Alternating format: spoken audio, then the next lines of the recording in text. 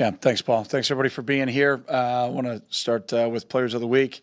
Offensively, Bennett Skoranek, as you guys saw, had a career night. Awesome night by him. Made a lot of big catches. No better than that catch in the corner of the end zone, contested. Big playmaker was Blake Hance. It's 3 weeks in a row now. I think Blake has played probably his best football of his career, and to get out there and provide the protection that Clayton needs, he was outstanding. Jordan Thompson was very active on Saturday. He was our Defensive Player of the Week. And Trent Goins was our defensive big playmaker with his 3 sacks. Charlie Kubander was 5 for 5 and was our Special Teams Player of the Week, and is, I think, off to a great start here in his career.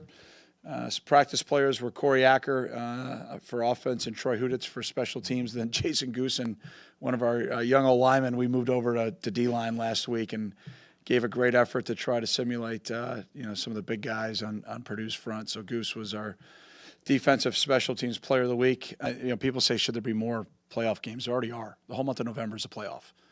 And so from my standpoint, I think this is as fun of a time to be a college football fan as ever, because every game, once you get to November, counts in the playoff. Yeah, I think it's great. It shows commitment from the university. I think to give us an opportunity to have 2 fists in the fight, again, from a football-specific standpoint.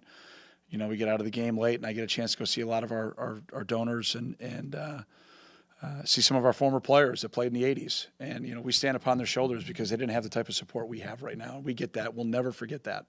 As long as I'm the head coach, we will never forget those guys that have come here before us, that paved the way through hard times to allow us, quite frankly, to continue to be in the Big Ten, to continue to be able to compete. But it's commitment from the university. I think our staff, football specific, has done a really good job of recruiting the right guys to the program.